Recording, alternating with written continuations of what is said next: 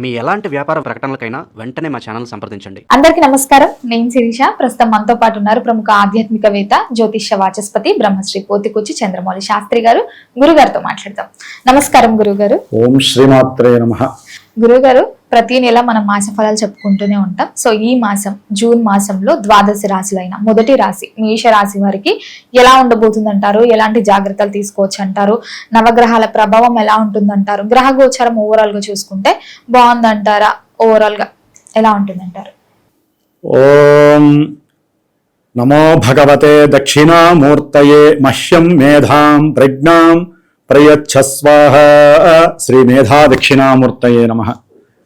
అమ్మ, మనకి జూన్ మాసంలో అంటే 1వ తేదీ నుండి జూన్ 30వ తేదీ వరకు కూడా కాల గోచార చక్రంలో ముఖ్యంగా మనకున్నటువంటి నవగ్రహాలలో రవి, కుజ, బుధ, శుక్ర ఈ 4 గ్రహాలు మాసగ్రహాలు అంటారు. అంటే ఇవి నెలకోసారి, 27 రోజులకోసారి, 45 రోజులకోసారి మారుతూ ఉంటాయి. ఈ 4 గ్రహాలు అటు ఇటుగా మారుతూ ఉంటాయి, ఫ్లక్చువేట్ అవుతూ ఉంటాయి. మరి దీంట్లో ఈసారి అతి పెద్ద గ్రహము, వీటన్నిటికన్నా పెద్ద గ్రహం, సూర్యుడి కన్నా పెద్ద గ్రహం అయినటువంటి గురుడు. అందరికీ కావాల్సింది ఈయనే. అన్ని శుభకార్యాలు జరగాలన్నా, ధనము బాగా రావాలన్నా ఈ గురుడే మెయిన్. ఆల్రెడీ ఈయన ముందుకు వచ్చి వెనక్కి వెళ్ళి ఇట్లా చాలా ఇబ్బంది పెడుతున్నాడు. ఇప్పుడు ఆయన అందరికీ కూడా చాలా విశేషమైనటువంటి ఫలితాలని అందివ్వబోతున్నాడు. ఎందుకంటే ఆయన కర్కాటక రాశిలోకి ఉచ్చస్థితిలోకి ప్రవేశిస్తున్నాడు. కాబట్టి దీని యొక్క ఎఫెక్షన్ ప్రతి రాశి వారికి ఉన్నంతలో అనుకూలంగానే ఉంటుందమ్మా. గురుడు ఏంటంటే జన్మజాతక రీత్యా చెడ్డవాడని ఉంటుంది. జన్మజాతకంలో వారి యొక్క లగ్నాన్ని అనుసరించి ఈ స్థానాలకి ఆధిపత్యం పట్టినటువంటి గురుడు చెడ్డవాడు, ఇబ్బందుల్ని కలుగజేస్తాడని ఉంటుంది. గోచారంలో ఈయన ఉచ్చస్థితికి వచ్చి మిత్రక్షేత్రంలోకి వచ్చినప్పుడు ఏ రాశి వారికైనా సాధ్యమైనంత వరకు మంచిని ఇస్తాడో, చెడు విషయంలో చాలా వరకు తక్కువగా ఇస్తాడు.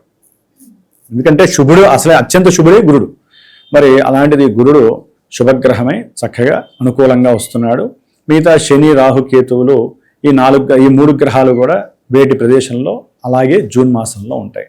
ముఖ్యంగా అమ్మ మేషరాశి వారు, ఈ మేషరాశి వారికి అశ్విని, భరణి, కృత్తిక ఈ నక్షత్రం వారికి సూర్యుడు ఈ యొక్క జూన్ 14వ తేదీ వరకు వృషభ రాశిలో సంచారం చేస్తూ జూన్ 15 తర్వాత ఆయన మిథున రాశిలోకి ప్రవేశం చేస్తాడు. అంటే మరి సూర్యగ్రహము మేషరాశి వారికి ద్వితీయంలో ఉన్నప్పుడు ఏదో 14వ తేదీ వరకు కూడా ఉద్యోగంలో కొంచెం ఇబ్బందులు పడ్డవాళ్ళు ఉన్నారు, కుటుంబ పరంగా ఆర్థికంగా ఇబ్బందులు పడ్డవాళ్ళు ఉన్నారు, కొంతమందికి తండ్రి గారి వలన రావాల్సినటువంటి స్థిర చరాస్తుల విషయంలో లాభం కలిగిన వాళ్ళు ఉన్నారు. 14 వరకు లాభం పడుతూ ఉన్న వాళ్ళు కూడా ఉంటారు. ఇంకా ఉంది కదా, ఆయన ద్వితీయంలోనే ఉంటాడు. కుటుంబంలో కొంచెం వీరు అహంకార దర్పంతో, అట్లాగే మదమాత్సర్యాలతో, కోపంతో, ఆవేశంతో మాట్లాడారనుకోండి, కుటుంబంలో ఆ వ్యవస్థ చెడిపోయే అవకాశం ఉంటుంది. కోపం తగ్గించుకోవాలి, చాలా తగ్గించుకోవాలి. ఎందుకంటే సూర్యుడు ఎంతైనా పాపగ్రహమే. మేషరాశి వారికి మిత్రుడు. యాక్చువల్లీ ఈయన ఇక్కడ ఉండి వీళ్ళు గనక సరైన పద్ధతిలో గనక మాట్లాడితే అత్యంత యోగప్రదమైనటువంటి లక్ష్మీ కటాక్షాన్ని ఇస్తాడు. అట్లాగే వీళ్ళు కొంతమంది చక్కగా ప్రయాణాలు, ఏదైనా నది తీరస్థానాలకు వెళ్ళి సంగమ స్నానాలు చేసే అదృష్టం. ఎందుకంటే మనకి జూన్ 2న 13వ తారీఖు వరకు, 2వ తారీఖు నుంచి 13 వరకు యమునా నది పుష్కరాలు. కాబట్టి కొంతమంది దూర ప్రాంతాలకు వెళ్ళి చక్కగా దైవాన్ని ఆరాధించాలి, నదుల్లో మునిగేసి సంగమాల్లో మనకున్న పాపకర్మలు తొలగించుకోవాలనుకునే వాళ్ళకి మేషరాశి వాళ్ళు ఈ ఆలోచన ఎక్కువ చేసి ప్రయాణాలు ఎక్కువ చేసే వాళ్ళు మేషరాశి వాళ్ళే ఉంటారు. ఇంతటి అద్భుతమైనటువంటి యోగాన్ని సూర్య భగవానుడు ఇస్తున్నాడు. సరే, మరి మేషరాశి వాళ్ళకి సూర్యుడు ఒక్కడే కాదుగా, మహానుభావుడు కుజుడు ఉన్నాడు. ఈ రాశ్యాధిపతి కుజుడు. ఈయన దాదాపుగా జూన్ 19 వరకు కూడా తన యొక్క స్వక్షేత్రంలోనే కాలం గడుపుతూ ఆయన ఆరోగ్యపరంగా ఇబ్బందులు, నానా విధములైనటువంటి ఆకస్మికంగా వచ్చేటటువంటి కొన్ని ప్రమాదాల వలన మానసికమైనటువంటి ఇబ్బందులు పడుతూ, ఆరోగ్యపరమైనటువంటి సమస్యలు అనుభవిస్తూ, అట్లాగే భార్యాభర్తల మధ్య సరైనటువంటి సయోధ్య లేకపోవటం వలన అవి కొంతమందికి అయితే గనక ఈ 19వ తారీఖు లోపల న్యాయస్థానాల దాకా కూడా వెళ్ళే అవకాశాలు కలగటం, ఎప్పుడూ వెళ్ళనటువంటి వాళ్ళు ఏదో సందర్భంలో ఒక ప్రమాదం ద్వారానో, వీళ్ళు ప్రమాదం చేయటమో, వేరే వాళ్ళు ప్రమాదం చేయటం ద్వారానో, వాళ్ళ వెహికల్స్కి సమస్య రావటం వలన ఎక్కడో అక్కడ ఎప్పుడూ మెట్లెక్కినటువంటి వాళ్ళు పోలీస్ స్టేషన్ మెట్లెక్కేటటువంటి పరిస్థితి. ఇవన్నీ కూడా ఆయన జన్మ రాశిలో ఉండి, ఆయన సొంత రాశి కాబట్టి తప్పించుకునే అవకాశాలు కూడా ఉంటాయి, కానీ ఇబ్బందులు అయితే కలుగజేస్తాడు. శిరోబాధ సమస్యలు, శస్త్రచికిత్సలు ఇలాంటివి జరగడానికి కూడా కుజుడు జూన్ 19 వరకు ఇబ్బందులు పెడతాడు. జూన్ 19 తర్వాత ఈ కుజ భగవానుడు ద్వితీయ రాశి అయినటువంటి వృషభ రాశిలోకి వచ్చినప్పుడు ఆర్థికంగా కొన్ని అకస్మాత్తుగా సమస్యలు వచ్చే అవకాశాలు ఉంటాయి. సంతానపరమైనటువంటి ఇబ్బందులు ఎదురవుతాయి. ముఖ్యంగా రాజకీయ నాయకులు, క్రీడాకారులు, చిత్రసీమలో పనిచేసేవాళ్ళు, శిల్ప కళాకారులు, వైద్యులు, వైద్యశాస్త్రాన్ని అభ్యసించేటటువంటి డాక్టర్లు, ప్రభుత్వ ఉద్యోగస్తులు, అట్లా ఎవరైతే ఉన్నారో వీళ్ళందరూ చాలా జాగ్రత్తగా మాట్లాడితే కనుక ఆర్థికంగా ధనలాభాదులు ఏదో రకంగా వాళ్ళకి వచ్చి పడతాయి.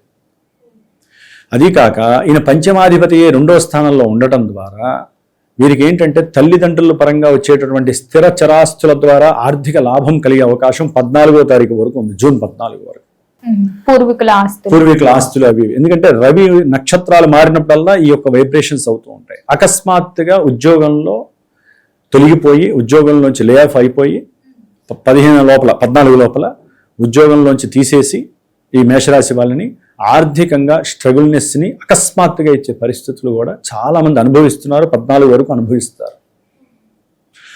ఈ విధంగా సూర్యుడు 14 వరకు కొంత పాజిటివ్నెస్ని, కొంత నెగిటివ్నెస్ని ఇస్తారు. తినే ఆహార పదార్థాలలో కనుక వేడికి సంబంధించిన పదార్థాలు ఎక్కువగా ఉంటే వారికి గొంతుకు సంబంధించిన సమస్యలు కానీ, లేకపోతే ముఖం మీద ఏదైనా కురుపులు రావటము ఇలాంటివి జరగటం. ఎందుకంటే ఈయన పైన శని దృష్టి పడుతోంది, 12లో ఉన్న శని దృష్టి. అందుకని నూనె వస్తువులు, కారపు వస్తువులు కొంచెం జాగ్రత్తగా తీసుకోవటం ద్వారా దానికి తగ్గట్టుగా మనకి ఎండాకాలం అసలైంది బీనైంది, మనకి ఇంకా బీనైంది. దాదాపు జూన్ 2వ వారం వరకు ఎఫెక్షన్ ఉంటుందమ్మా, ఫస్ట్ వీక్ వరకు ఉంటుంది దాదాపుగా. కాబట్టి జాగ్రత్తగా ఉండాలి రవి యొక్క బాధితులు మేషరాశి వాళ్ళు. జూన్ 15 తర్వాత ఈ రవి 3వ స్థానమైనటువంటి మిత్రక్షేత్రమైనటువంటి మిథున రాశిలో ప్రవేశిస్తాడు. ఇక వీరికి అత్యంత యోగప్రదమైనటువంటి సమయంగా ఈ సమయం భావించాలి. విదేశీ యోగం కూడా ఉంది ఛాన్సెస్ ఉన్నాయండి. విదేశీ యోగం అనేటటువంటిది గురుడు యొక్క దృష్టి ఉంది కాబట్టి తప్పకుండా చదువుకునే విద్యార్థులు ప్రయత్నం చేస్తారు, చాలా వరకు ప్రయత్నం చేస్తారు. వీరు సరైనటువంటి కాన్సన్ట్రేషన్ పెట్టకపోతే, ఎందుకంటే అమ్మా కొంత ధన నష్టం కూడా కలిగే అవకాశం ఉంటుంది అనుకున్నది జరగకపోతే. ఏలినాటి శని నడుస్తుంది కదా, వీళ్ళు గనక సరైన సక్రమమైనటువంటి తెలివితేటలు ఉపయోగించకపోయినా, అనవసరమైన గొడవల్లో పడ్డ, అవసరం లేనటువంటి దుర్వ్యసనాలు, ఫ్రెండ్స్ అని అక్కడికి తిరిగి ఇక్కడికి తిరిగి చేస్తే చదువుకుంటున్న చదువులో భంగం తప్పదు. వీరు అనుకున్నటువంటి వ్యవహారాల యందు ఈ శని బాధల వలన తప్పకుండా ఇబ్బందులు పడతారు. కొంతమంది వ్యాపారస్తులైతే కనుక ఎందుకు వ్యాపారంలో పెట్టుబడి పెట్టామా అని బాధపడి, కొంతమంది భాగస్వాముల మధ్య కూడా ఈ వ్యాపారం వలన వారి మధ్య అనుబంధం తొలగిపోయే అవకాశాలు కూడా ఈ శని భగవానుడు కలుగు చేస్తున్నాడు.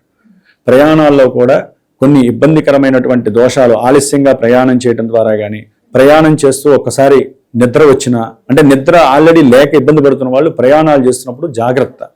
దానివల్ల కూడా ఆర్థిక నష్టాలు, ఇబ్బందులు, కోర్టులు ఇవన్నీ జరగడానికి అవకాశాలు ఉంటాయి. అట్లాగే రాహు కేతువులు ఉన్నంతలో బాగానే ఉన్నారు. కాస్త కేతువుకి సంబంధించి సంతానపరమైనటువంటి ఇబ్బందులు అయితే ఎదురవుతాయమ్మా. గురుడు శుక్రుడు మాత్రము వీరికి ఈ యొక్క నెలలో చాలా అఖండమైనటువంటి విద్యార్థులకి ముఖ్యంగా యోగాన్ని ఇస్తున్నారు. కొంతమంది ఎప్పటి నుంచో కొందామనుకుంటున్నటువంటి వాళ్ళకి గృహయోగము, వాహన యోగము 2 గ్రహాలు కలిసి ఉండటం, మధ్యలో బుధుడు కూడా కలుస్తాడు వచ్చి. బుధ, గురు, శుక్రులు ముగ్గురు కూడా అక్కడ ఉండటం అఖండమైనటువంటి యోగంగా మనం భావించాలి. 4వ స్థానం సౌఖ్యస్థానం, గృహస్థానం, తల్లి స్థానం. అట్లా ఆ 4వ స్థానం సౌఖ్యస్థానంలో 3 శుభగ్రహాలు ఉంటే ఇంక చెప్పాల్సింది ఏముందమ్మా. దాంట్లో గురుడు ఉచ్చస్థితి, గురుడితో కలిసినటువంటి గ్రహాలు ఏవైనా సరే చక్కగా వాటికి ఉన్న పాపత్వాలన్నీ తొలగిపోతాయి. అవి కూడా ఈయనిచ్చే ఫలితాలు ఇచ్చేస్తూ ఉంటాయి. బుధుడు బుద్ధిని, గురుడు ధనాన్ని, తెలివితేటల్ని, లోకజ్ఞానాన్ని, అట్లాగే ధనాన్ని, శుక్రుడు చూస్తే భోగాల్ని, భాగ్యాల్ని, వాహన సంపదల్ని, వివాహ యోగ్యతల్ని, ఇట్లా ఎన్ని రకాలుగా కావాలో అన్ని రకాలు ఇవ్వగలిగే స్టామినా ఈ మేషరాశి వాళ్ళకి గురు శుక్రులు బుధుడు కూడా ఇస్తున్నారు. రవి బలం చక్కగా ఉంది. వీళ్ళకల్లా బలహీనంగా ఉన్నది ఎవరంటే శని మరియు కేతువు, కుజుడు. ఈ 3 గ్రహాలు పాపగ్రహాలు సమస్యగా ఉంటాయి. కాబట్టి ఒకటమ్మా, ఇన్ని గ్రహాలు బాగున్నాయి కదా గురువు గారు, మరి మేము అనుకున్నవి అసలు ముందుకు వెళ్ళట్లేదు. ఎంత చేసినా 1కి 4 సార్లు 10 సార్లు చేసినా కొన్ని పనులు కావట్లేదు. మరి మేము వింటూనే ఉంటున్నాము, జ్యోతిష్య శాస్త్రరీత్యా మా రాశిది, మా నక్షత్రం ఇది కదా, ఎప్పుడు మేము బాగుపడతామా అని విద్యార్థులు ఏంటి, వ్యాపారస్తులు ఏంటి, రాజకీయ నాయకులు ఏంటి, సినిమా యాక్టర్స్ ఏంటి అంటే నాకు వచ్చే ఫోన్ల ద్వారా చెబుతున్నానమ్మా. వాళ్ళకి అనుకున్నవి ఎందుకు జరగవు? మరి గ్రహస్థితి బాగానే ఉందిగా గోచారంలో అంటే, ముఖ్యంగా అమ్మ ప్రతి వ్యక్తి పుట్టినప్పుడు ఉన్నటువంటి జన్మజాతకమే దీన్ని మనకి గోచారం ద్వారా అందిస్తూ ఉంటుంది. మనం పుట్టినప్పుడు ఆ గ్రహాలు ఎక్కడున్నాయి, ఏ నక్షత్రాల్లో ఉన్నాయి, అట్లాగే ఇప్పుడు నడుస్తున్నటువంటి దశలు అంతర్దశలు కమాండ్ చేస్తాయి తప్ప గోచారంలో గ్రహాలు కొంత అవి ఇచ్చే ఆ దశలు అంతర్దశలు ఇక్కడ పార్టిసిపేట్ చేస్తాయి మెయిన్ పాత్ర. అందుకని ఆ జన్మజాతకం లేకుండా గోచారం ఎంత విన్నా మాలాంటి గురువులు ఎంతమంది చెప్పినా మేము చెప్పే 10-20 మ్యాటర్స్లో ఒక్క మ్యాటరే వాళ్ళకి టచ్ అవుతుంది. కొంతమంది నెగిటివ్గా టచ్ అవుతుంది, కొంతమందికి పాజిటివ్గా. అందుకని కొంతమంది వారి యొక్క ఫీలింగ్స్ని వ్యక్తీకరిస్తూ ఉంటారు. మాకు మంచి జరుగుతుందని కొంతమంది, మాకు అనుకున్నది జరగట్లేదని కొంతమంది. అందుకని ఎవరైనా సరే ముఖ్యమైన ఈవెంట్స్ ఉంటాయి కదమ్మా, పెళ్ళిళ్ళు, విద్యలో ఎదుగుదల గురించి, లేకపోతే ఉద్యోగాలు రాక బాధపడే వాళ్ళు కానివ్వండి, సంతానం కలగక ఇబ్బంది పడేవాళ్ళు, గృహం కడుతూ ఆగిపోవటము, అది వాస్తు దోషం అనుకుంటారు. గ్రహదోషం తర్వాతే వాస్తు దోషం వస్తుంది. కాబట్టి అన్నీ కలిస్తే ఒకేసారి వస్తే మనకి సమస్యలన్నీ. కాబట్టి ఈ విధంగా ఏదైతే ముఖ్యమైన ఇబ్బందులు, దంపతులు ఏ సమస్య లేకుండా బాగానే ఉంటారు కదా అనుకుంటే ఉన్నటువంటి గొడవలు అవుతాయి. ఎక్కడి నుంచి అవుతాయి గొడవలు? గ్రహస్థితిలో ఫ్లక్చువేటెడ్ జరుగుతాయి. మరి భూమి ఎప్పుడూ ఒకేలా ఉంటుంది, చక్కగా ఉంటారు. ఢిల్లీలో ఉన్నటువంటి భూకంపం వచ్చి ఊగిపోతుంది కదా, జర్మనీలో అయితే కూలిపోతాయి, సముద్రాలు మంచిగా ఉండేవి పొంగుతాయి. మరి భూమిలోనే ఇంత కంపత్వం వస్తుంది దేని వలన? గ్రహాల వలన. మానవ జీవితం మనమెంత తృణప్రాయం, బాగానే ఉంటాం, ఉన్నటువంటి గొడవలు అవుతాయి దంపతుల మధ్య. ఎప్పుడు కోర్టు ఎగనమో కోర్టులు, డబ్బులు పోగొట్టుకోవటం, సంతానపరంగా బాగుంది కదా అనుకుంటే 7వ నెలలో 6వ నెలలో కూడా వారికి తీవ్రమైన సమస్యలు రావటం, ఇట్లా ఎన్నో సమస్యలు అనుభవించే వాళ్ళు ఉంటారు. కాబట్టి జన్మజాతకాన్ని చక్కగా ఒక సరైన గురువుని వారు నమ్ముకొని ఏర్పాటు చేసుకొని సంవత్సరానికి ఒకసారి కానీ 2 సార్లు 6 నెలలకు ఒకసారి కానీ ఈ గ్రహాలు మారుతూ ఉంటాయి దశలు అంతర్దశలు. కాబట్టి చూపించుకొని జాతకాన్ని నమ్మిన వాళ్ళైతే ఆ పరిహారాలు ఉంటాయి. కొంతమందికి దానంతో సరిపోతుంది, ఆ వెయిటేజ్ ఉంటుంది జాతకంలో. కొంతమందికి హోమాలు, కొంతమందికి అభిషేకాలు, కొంతమందికి జపాలు, కొంతమంది దైవ ప్రదక్షిణాలు చేస్తే సరిపోతుంది, కొంతమంది స్తోత్రాలు చదివితే సరిపోతుంది. అంటే అది సరిగ్గా చూసి ఆ యొక్క జాతకాన్ని ప్లస్ గోచారాన్ని లింకప్ చేసి మీకు ఈ దోషం ఉందని ఎవరైతే గురువు చెప్తారో వారు జాగ్రత్తగా చూసుకొని వారు చేయగలిగినంత చేసుకుంటే మటుకు వారు అనుకున్న పనులన్నీ అవడానికి అవకాశాలు ఉంటాయి. కాబట్టి మేషరాశి వారికి సాధ్యమైనంతవరకు శుభగ్రహాలన్నీ కూడా ఒక చోట పోసినే ఉన్నట్టుగా ఉన్నాయి. కాబట్టి రత్నాల మూట పోసినట్టుగా వీరికి అన్ని విధాలుగా విద్యాయోగము, వాహన యోగము, సౌఖ్యము, సుఖము, భూలాభము, గృహయోగము ఏదైతే కావాలో అన్నీ కూడా ఆ 3 గ్రహాలు ఇస్తున్నాయి ఈ యొక్క జూన్ మాసంలో.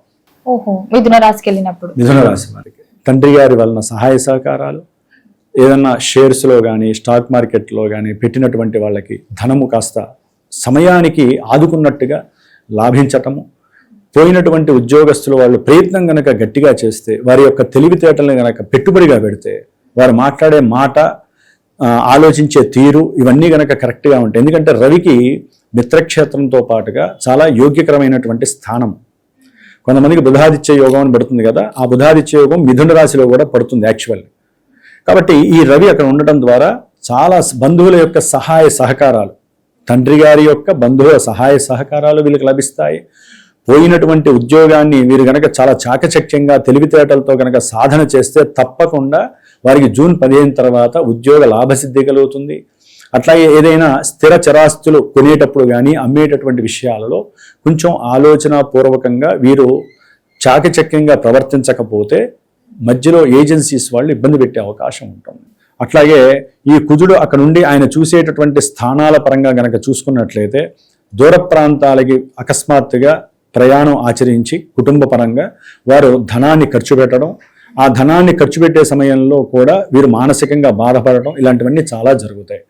అట్లాగే మరి బుధుడు దాదాపుగా ఈ బుధుడు కూడా వృషభ రాశిలో ఉంటూ ద్వితీయంలో, మిథున రాశిలో ఉంటూ తర్వాత కర్కాటక రాశిలో కూడా మారుతాడు. ఈ నెల రోజుల్లో కూడా ఈ యొక్క బుధుడి యొక్క అనుకూలమైన స్థితి, అఖండమైనటువంటి తెలివితేటలు, దాని ద్వారా ఎటువంటి కార్యాన్నైనా సరే అవలీలగా చేయగలిగేటటువంటి మానసిక శక్తి, ఉత్సాహం ఇవన్నీ కూడా కలిగే అవకాశం ఉంటుంది. శుక్రుడు కూడా ఈ నెలలో మిథున రాశిలో సంచారం జూన్ 7 వరకు చేస్తాడో జూన్ 8 నుంచి కూడా కర్కాటక రాశిలోకి వచ్చి అఖండమైనటువంటి సిరి సంపదలు, భోగభాగ్యాదులు, అట్లాగే గృహ యోగాదులు, వాహన యోగాదులు, విద్యార్థులకైతే కనుక మంచి విద్యాపరంగా అఖండమైనటువంటి యోగం, గురు శుక్రులు కలుస్తున్నారు మేషరాశి వారు. మరి గురుగారు ఈ మాసంలో ఏ దైవారాధన బాగుంటుందంటారు? ఎలాంటి పరిహారాలు చేసుకుంటే ఇంకొంచెం కలిసి వస్తుందంటారు మేషరాశి వారికి? అమ్మ ఏం లేదమ్మా, మేషరాశి వారికి ముందు చూస్తే గొయ్యి, వెనక చూస్తే నెయ్యి, కుజుడు శని ఈ 2 పాపగ్రహాల మధ్య నలిగిపోతున్నారు కాబట్టి హనుమంతుడి ఆరాధన చేసుకోండి. కుజుడికి శనికి జపతపాదులు చేయించుకోండి. ఆ రెండింటికి దానాలు ఇవ్వండి. వీలుంటే ఆ కుజుడికి శనికి సంబంధించినటువంటి స్తోత్రాలు వీరు చదువుకుంటే అత్యంత యోగప్రదము. వీలుంటే నిత్యము గణపతి ఆరాధన అష్టోత్తర రూపంగా చదువుకుంటే సంతానపరంగా కానీ మానసికంగా కానీ వారు చేసే పూజలన్నీ కూడా వారికి చక్కగా రిఫ్లెక్ట్ అయి అనుకున్న కార్యాలన్నీ శుభవంతమై శుభప్రదంగా ఉండటానికి 4 రోజులు ఈ గ్రహాలు అనుకూలిస్తాయి. గురుగారు మొత్తం మీద జూన్ మాసంలో మేషరాశి వారికి ఎలా ఉంది, ఎలాంటి జాగ్రత్తలు తీసుకోవాలో తెలియజేసినందుకు ధన్యవాదాలు. శుభమస్తు.